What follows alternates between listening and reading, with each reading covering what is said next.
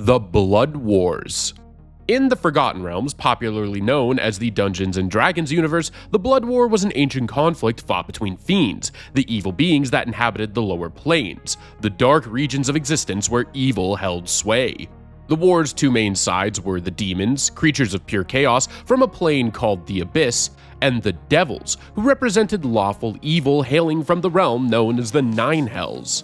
A third group of fiends, the Yugoloths, beings of neutral evil, manipulated the conflict by playing both sides against one another.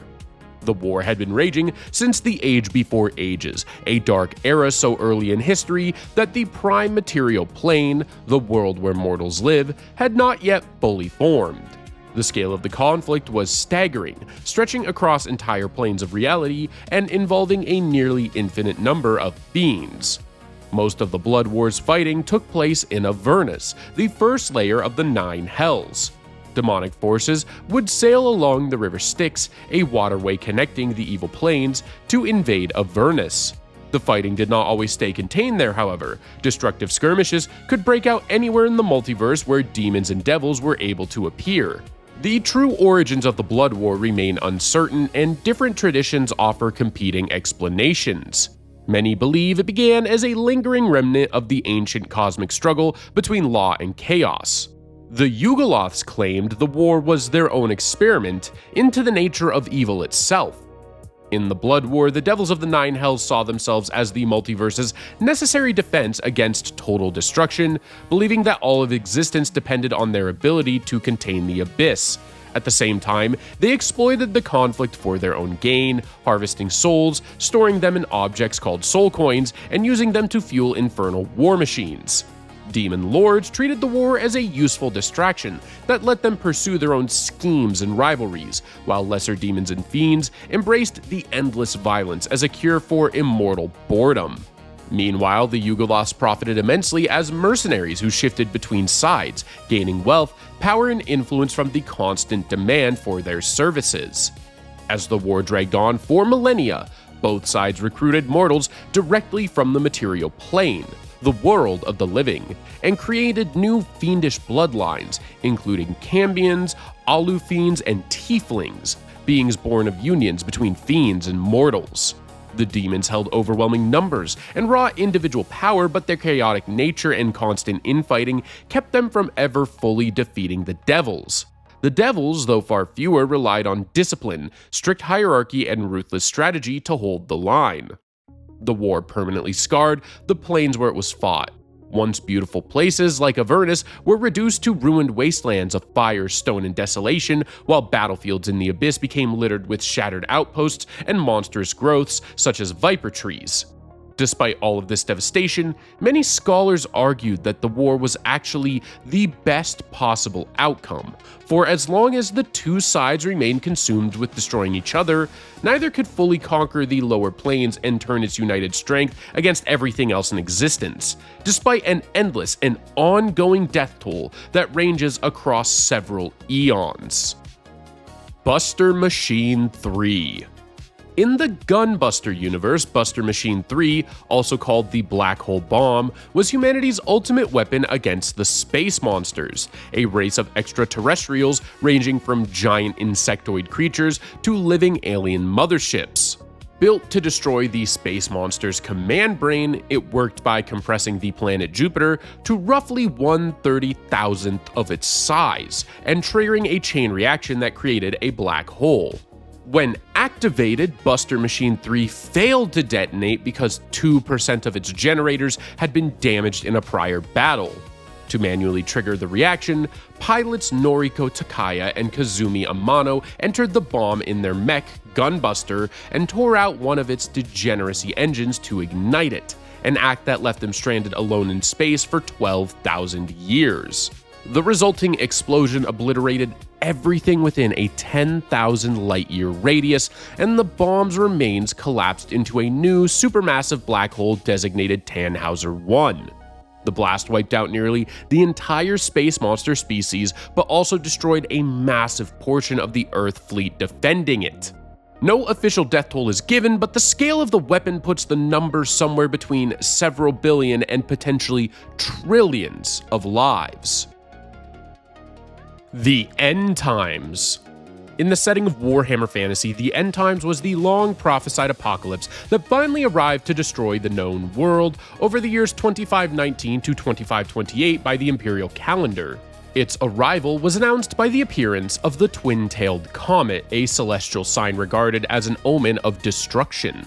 The comet's coming marked the crowning of Archaon, the 13th and final ever chosen, the supreme mortal champion chosen to lead the forces of Chaos undivided, the united worship of all the dark gods. As the world suffered through its slow, agonizing death, its mortal races fought desperately to the very end against the darkness threatening to consume everything. In the west, in the cold land of Nagaroth, worshippers of Khorne, the chaos god of blood and slaughter, marched south under black banners.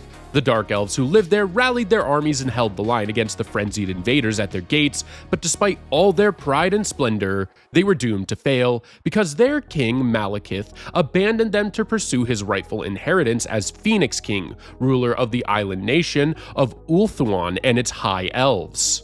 However, on Ulthuan, a mist of terrible power swept across the homeland of the High Elves, conjuring demons and other vile creatures from the depths of chaos. With their beloved Everqueen, their spiritual ruler and life-giving heart of the people, gone, and their proud Phoenix King dead, a young prince named Tyrion rose to lead the High Elves through this time of conflict. But his rise set in motion a chain of events that tore the mighty kingdom apart forever. Farther to the southwest in the distant jungles of Lustria in the New World, the vast empire of the Lizardmen saw a deadly conflict reignited after centuries of peace. The Skaven, a race of vicious rat men who dwell beneath the earth, surged up from underground once more, led by Clan Pestilence, their plague-worshipping faction. Every one of the Lizardmen's temple cities was drawn into one final apocalyptic war that ended in annihilation. In the east, the approach of the world's end stirred the Greenskins, the brutish race of orcs and goblins, into a frenzy. The Greenskins had always thrived on war, fighting among themselves as eagerly as against any other enemy. But a sudden urge gripped their simple, savage minds as they sensed something big brewing in the north. The infighting that had plagued their long, brutal history vanished, replaced by an overwhelming drive to unite under a single banner. The Dwarves, stout allies of the Empire, the great human nation founded by the warrior god Sigmar, watched volcanic fires erupt from the mountains of Morn, prompting a military mobilization on a scale not seen since the Great Catastrophe, the ancient disaster that first brought chaos into the world. But it was upon the human realms of the old world that the fate of the world truly rested. As the world drew its final dying breath, refugees flowed by the tens of thousands toward the Empire, the last bastion of defiance against the doom threatening to destroy them all. To the north in the land of Kislev stood the Auric Bastion, the greatest magical wall ever created. This colossal wall was the only thing holding back the darkness, and when it finally fell, the last battle for the entire world began. To the victors would go the ultimate prize: dominion over the known world. In the end, despite the valiant efforts of its inhabitants, the mortal world was doomed, meaning the death toll of this grand conflict was nothing short of every living being in the setting of Warhammer fantasy. Yet, from the ashes of the old, a new world emerged out of the darkness left behind in the void, following a cycle of creation and destruction that had been long in the making. The Butlerian Jihad.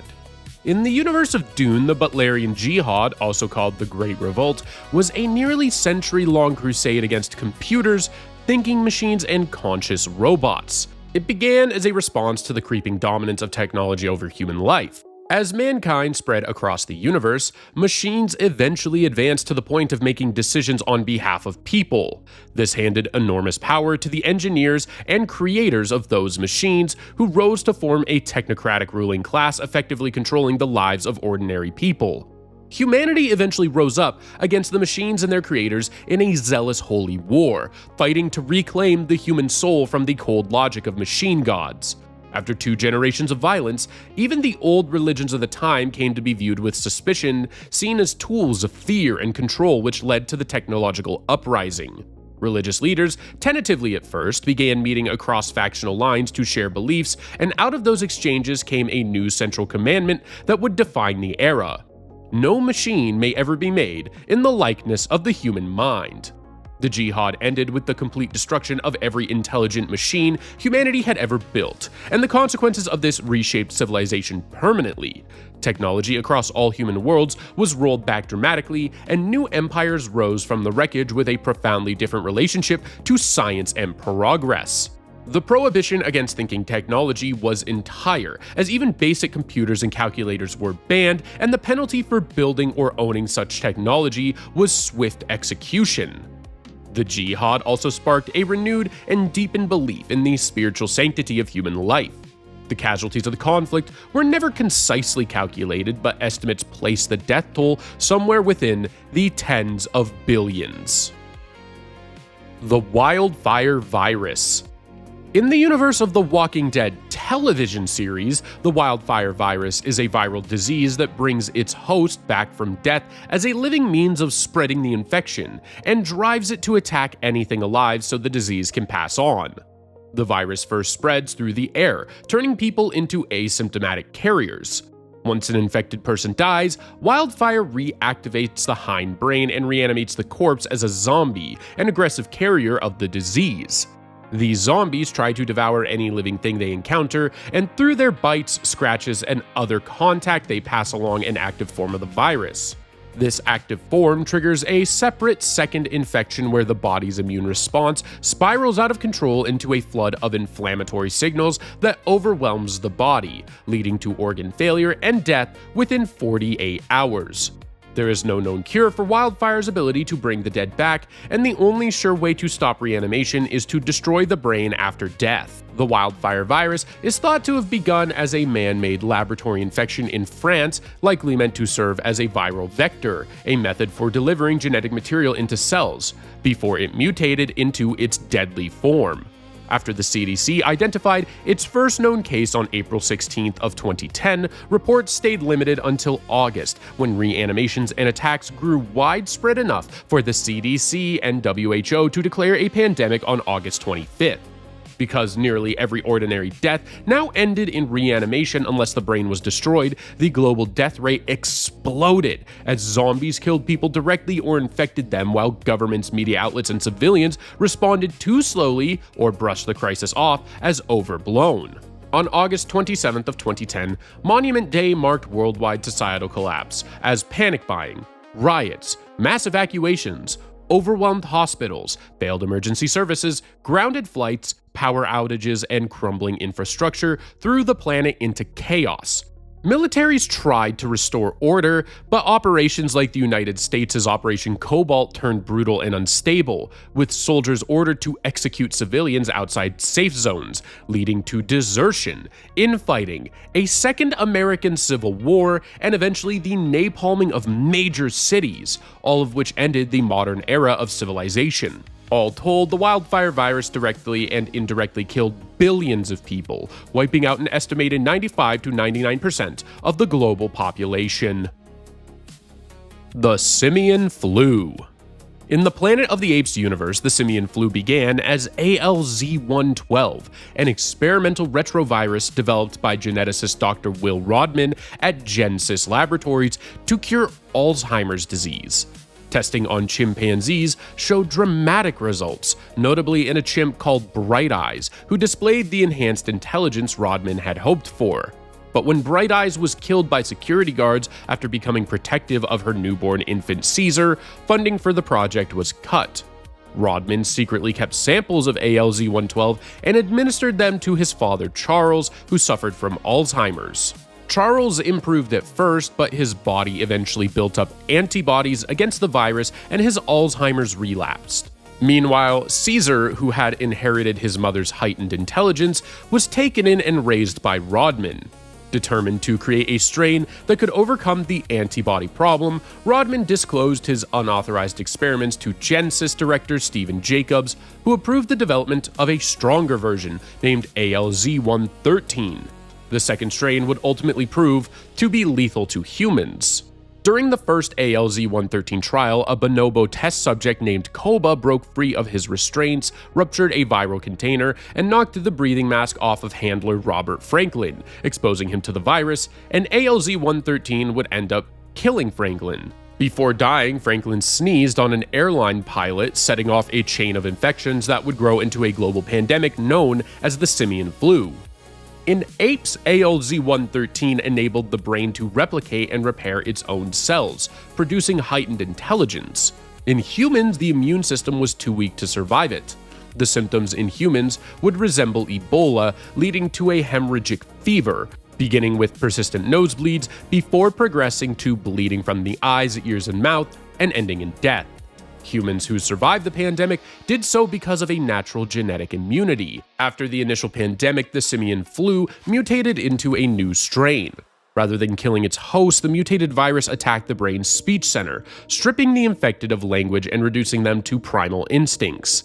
Even those who had been immune to the original strain were vulnerable to the new version.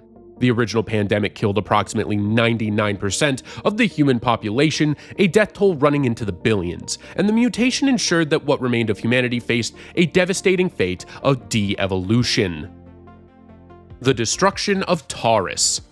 In the Star Wars Legends timeline, in the era of the Old Republic during the Jedi Civil War, Darth Malak dispatched his fleet to the Outer Rim planet Taris with a single objective of capturing Jedi Bastila Shan.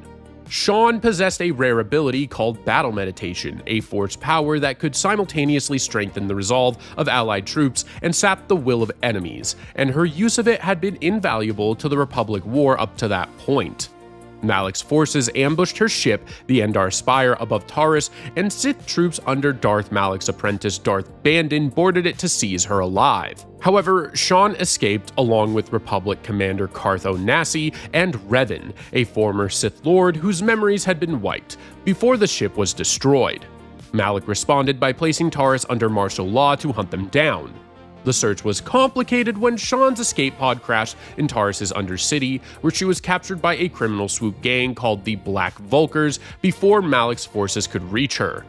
With help from a rival gang called the Hidden Becks, Revan tracked down and freed Shan. A Mandalorian mercenary named Canderous Ordo then offered Revan a way off the blockaded planet by stealing the Ebon Hawk, a freighter belonging to a powerful crime lord named Davik Kang. At the same time, Malak, growing impatient with the search, ordered Admiral Saul Kareth to begin a full orbital bombardment of the planet's surface, choosing to destroy Taris entirely rather than continue hunting for Shan.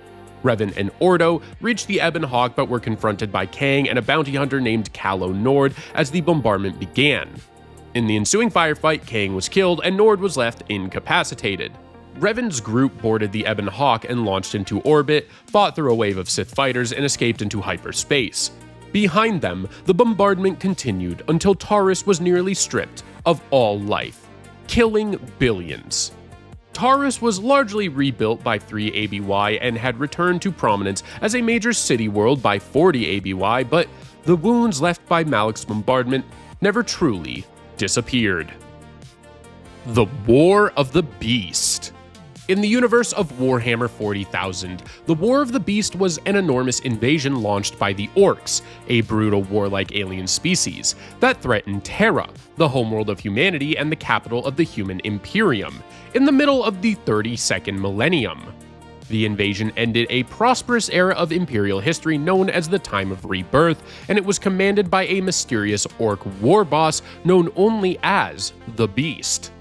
Beginning in the year 31544, the Orcs of the Horde rampaged across the Imperium on a massive scale, their attacks growing in number until the invasion became the greatest the galaxy had ever seen from the Greenskins. It surpassed even the Orc Empire, defeated on the world of Olenor by Horus, the genetically engineered demigod leader of the Luna Wolf Space Marine Legion during the Great Crusade, a victory so significant it earned Horus the title of War Master. Driven by their primal desire to conquer the galaxy, the War of the Beast became the largest conflict the Imperium had fought since the Horus Heresy, the catastrophic civil war that had nearly destroyed it. The Orcs' widespread advance was finally stopped after 2 years, when the Imperium invaded the Orc homeworld of Olenor Prime to eliminate the Beast directly. The Greenskin assault swallowed planets, subsectors, and entire sectors across the Segmentum Solar, the region of space surrounding Terra itself, killing untold billions upon billions of humans, with an equally devastating casualty total for the invading Orcs. The destruction of Earth. In the universe of The Hitchhiker's Guide to the Galaxy, Earth was a giant supercomputer designed to discover the ultimate question of life, the universe, and everything. The design came from Deep Thought, a supercomputer built by a race of hyper-intelligent, pan-dimensional beings to calculate the answer to the ultimate question. And the construction was carried out by the Magrathians, the inhabitants of the planet Magrathea. Earth's work, however, was never completed, as a psychiatrist named Gag Halfront realized that if the ultimate question was ever found, the psychiatric profession would lose its vast, bewildered, and highly profitable clientele. To prevent this, he arranged for the Vogons, an alien race from the planet Vogsphere, who serve as the galactic government's bureaucrats, to destroy the supercomputer, using the construction of a hyperspace bypass as the official excuse. The Vogons demolished Earth just 5 minutes before the question was due to be announced, wiping out 10 million years of work in the process. Only 2 humans survived Earth's destruction, Arthur Dent and Trillian, while over 6.4 billion humans perished in its destruction. The Fall of Reach. In the Halo universe, the Fall of Reach was one of the largest and deadliest battles of the Human Covenant War. From July 25th to August 30th of 2552, humanity's military, the United Nations Space Command, or UNSC, fought the invaders at Reach, a colony in the Epsilon Eridani system. The Office of Naval Intelligence, or ONI, had calculated an 87% chance the Covenant would find the system within 5 months and considered using Reach as bait for Operation Red Flag, a plan for the Spartan IIs, humanity's elite augmented super soldiers, to capture a major Covenant ship and one of the High Prophets who led the Covenant in order to end the war. ONI's prediction came true. A Covenant commander recovered a luminary, an ancient device that detects relics of the vanished Forerunner civilization, revealing Reach's location and significance to humanity. On July 23rd, his fleet arrived, quietly landing troops in the Vieri territory, while elite warriors called Zealots disabled a local relay communications hub. ONI first blamed insurrectionists, human rebels fighting the UNSC, but on July 24th, Noble Team, a squad of Spartan super soldiers, confirmed the truth, triggering Winter Contingency, the alert marking the invasion's start. The Covenant built a hidden foothold in Vieri on July 26 and attacked Sword Base, an installation holding ONI's secrets and Forerunner information. Noble Team restored the base's defenses, and their retreating corvette, one of the Covenant's concealed warships, was destroyed by a max strike from an orbiting warship's magnetic accelerator cannon. As the assault escalated over the coming weeks, the UNSC responded with a 2-part plan: Operation Left Jab to stretch the Covenant fleet thin, and Operation Uppercut to target a Covenant supercarrier with a makeshift bomb built from a slipspace drive. Noble Team's Noble 6 and George carried the bomb aboard the captured corvette Ardent Prayer, and George sacrificed himself to detonate it manually, destroying the Long Night of Solace supercarrier. However, the Ministry of Resolution's far larger Covenant fleet then arrived over Reach. With the larger fleet now in orbit, the invasion soon became planetary devastation as Covenant ships began glassing the surface by bombarding it with plasma. The city of New Alexandria endured a siege from August 18th to August 23rd, in which evacuation transports were destroyed and Covenant stormed the city. Noble Team cleared evacuation zones, but the city was glassed, and Noble Team's Catherine was killed by sniper fire. Millions died elsewhere as HICOM, the UNSC's High Command, withheld counteroffensives to preserve hope for the Operation Red Flag. Noble Team was then sent to destroy Sword Base, but instead found Dr. Halsey in a Forerunner complex. She then entrusted Noble 6, Carter, and Emil with delivering a fragment of the artificial intelligence Cortana to the warship Pillar of Autumn. On August 30th, a Covenant armada of 315 ships arrived on Reach. Covenant forces overwhelmed the human defense and destroyed generators powering orbital guns and continued glassing the planet.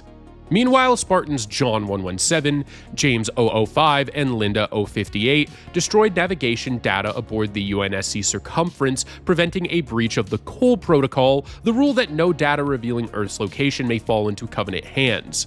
However, James was lost in the mission, and Linda was left clinically dead. The Pillar of Autumn then went to a shipyard to await Noble Team in Cortana. Team leader Carter sacrificed himself to destroy a Scarab, a massive Covenant walking war machine that blocked their path, and Emil eventually manned a mass driver, a huge magnetic cannon, while Noble 6 cleared a landing platform for Captain Jacob Keyes to retrieve Cortana's fragment. When Zealots killed Emil, 6 took over the gun and crippled an attacking battlecruiser by destroying its exposed glassing port, and the Autumn escaped into slip space. Left behind, Noble 6 fought alone until he was killed by Sangheili warriors. The Battle of Reach left both sides devastated, with hundreds of millions dead and hundreds of ships destroyed or crippled. Reach was glassed so severely that the damage was clearly visible from orbit, and the planet would not turn green again until the year 2589. DCeased. On Earth 55, in the DC multiverse, shortly after the Justice League had battled Darkseid, Batman discovered that the hero Cyborg had gone missing, secretly abducted by Darkseid, who believed Cyborg held the key to the anti-life equation, a cosmic formula capable of dominating free will. It was soon revealed that half the equation in fact existed inside Cyborg, and Darkseid combined it with the half he already possessed while injecting Cyborg with a fragment of the Black Racer, an embodiment of death itself. But the fusion went terribly wrong. The equation mutated into a technological plague that began corrupting everything it touched, including Darkseid, turning the infected into zombie-like creatures. Cyborg escaped to Metropolis through a boom tube, a form of instant teleportation, but the virus immediately began spreading and was able to spread through phones and screens, infecting anyone who looked at them, which plunged the city into chaos. Superman raced to protect his wife Lois, his son John, and Damian Wayne, Batman's son, by destroying their devices before they could be exposed. Meanwhile, Batman severed Wayne Manor's systems with an electromagnetic pulse, but the crisis still reached him. Infected members of the Bat family attacked him and Alfred, and Batman himself was bitten by Tim Drake and wounded by Nightwing. Aquaman was dragged beneath the Atlantic by an infected ship crew, and Hal Jordan became infected through his phone.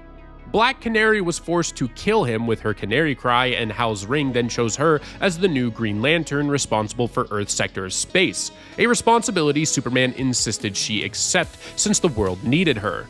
Many survivors were eventually able to gather at the Daily Planet and reach Batman, who revealed that the infected had become anti-living and confessed that he was infected.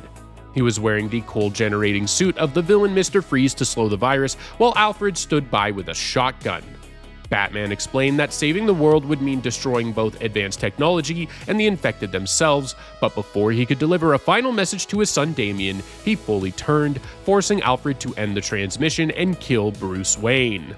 Alfred left Wayne Manor in the Batwing to deliver a briefcase to Damian, as elsewhere, Harley Quinn killed the infected Joker with a shotgun, and celebrated finally being rid of him, only to be confronted by the infected Birds of Prey. Superman then cleared the Daily Planet of infected so the survivors could use its communication systems, asking Green Arrow and Green Lantern Dinah to protect Lois and John while he checked on Smallville, the town where he was raised. Meanwhile, Atlantis fell when infected blood contaminated the water, and Aquaman, now anti-living, attacked his wife Mara and his protege Garth, infecting Garth before Mara escaped.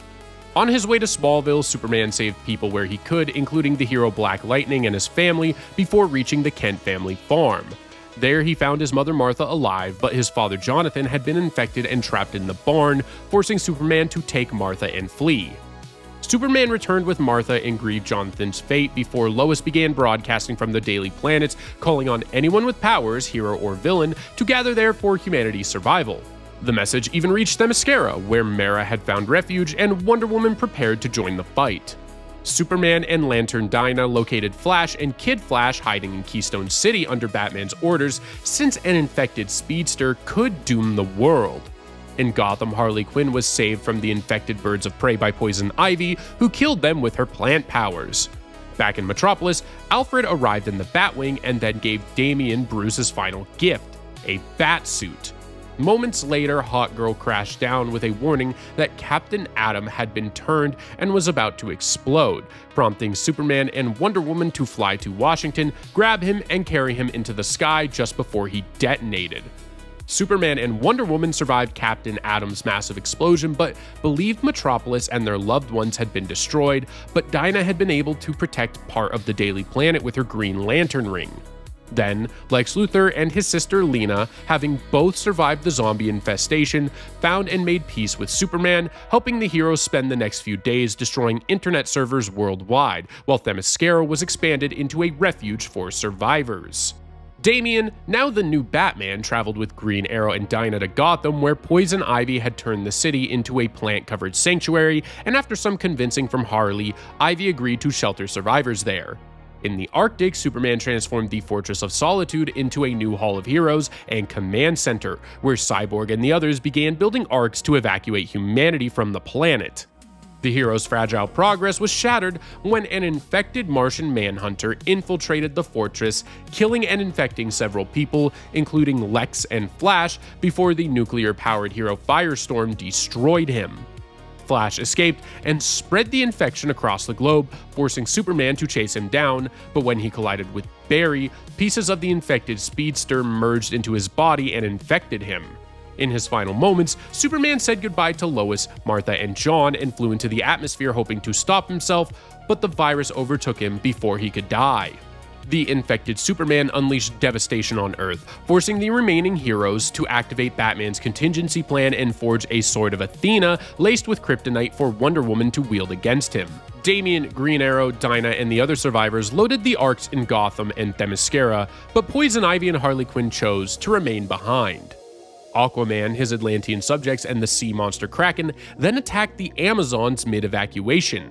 In New York, Dinah used her ring to amplify her canary cry and stun Superman long enough for Wonder Woman to wound him, but Superman impaled her in return, infecting her. John Kent flew out to confront his father, where Dinah arrived with the Sword of Athena and was joined by the Green Lantern Corps, and realizing he couldn't win, Superman retreated into the sun, aiming to completely absorb it. John Kent and several other heroes were carried to safety by the Green Lanterns, as they admitted that there was no way to stop Superman. Even so, the Guardians of the Universe reasoned that sacrificing the planet would at least bring an end to the anti-life virus.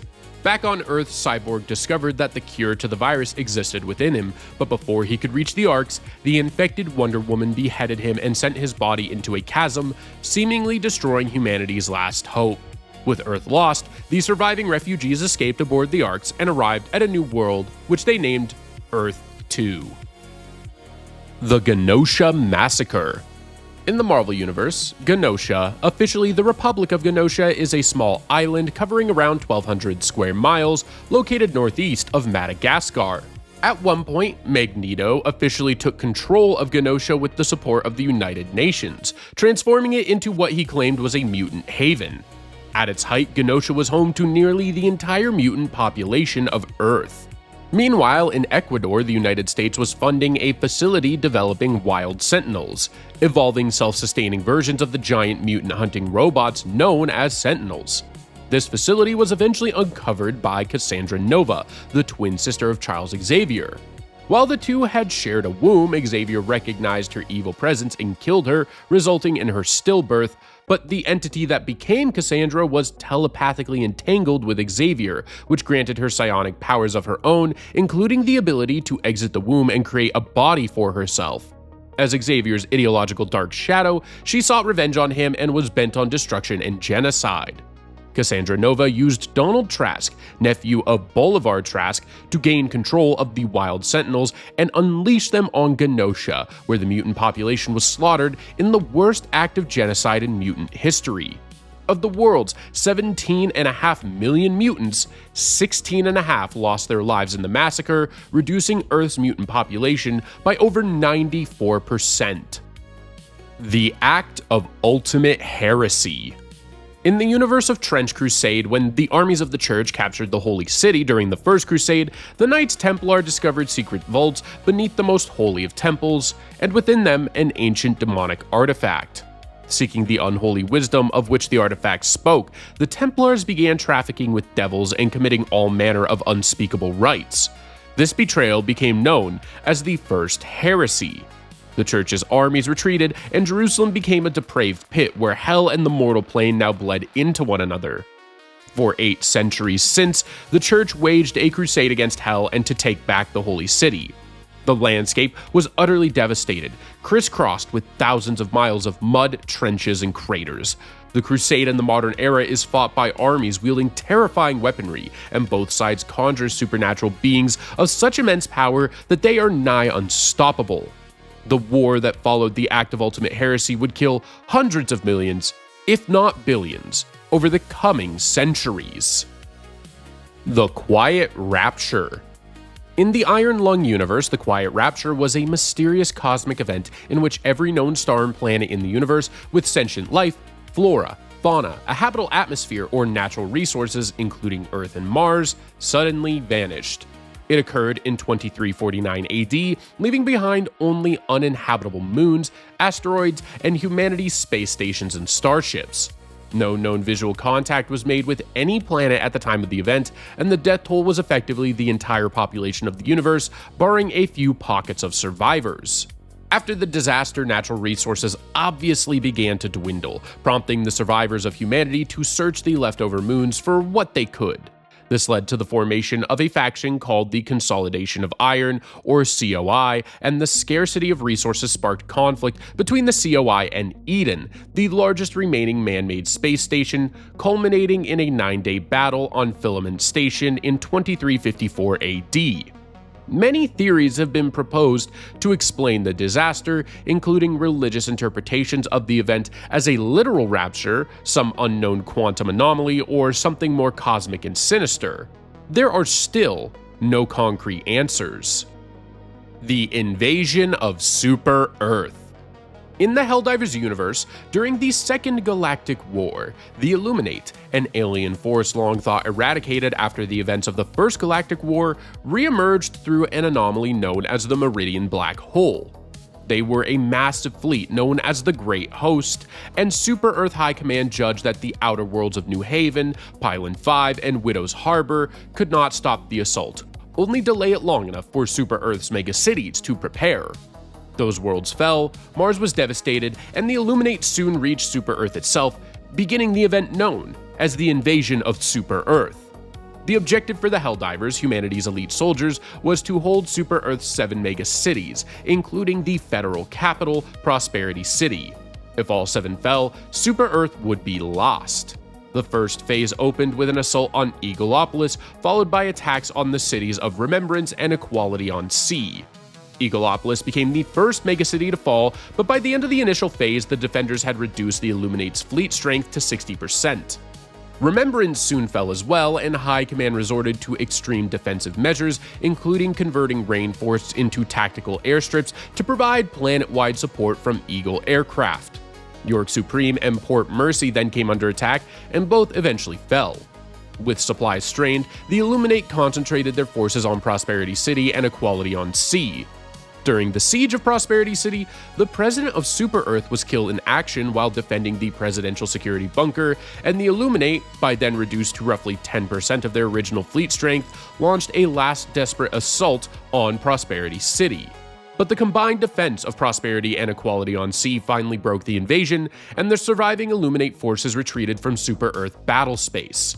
The cost was more than 120 million Helldivers, alongside millions of personnel from Super Earth armed forces. 7 billion Illuminate were killed, as well as potentially billions of human civilians, making the battle one of the deadliest known engagements of the Second Galactic War. What other lore videos would you like to see? Let us know in the comments. If you enjoyed this video, please consider giving it a like, and subscribe to the channel for more content like this. Thank you so much for watching, and I'm looking forward to the next video with all of you.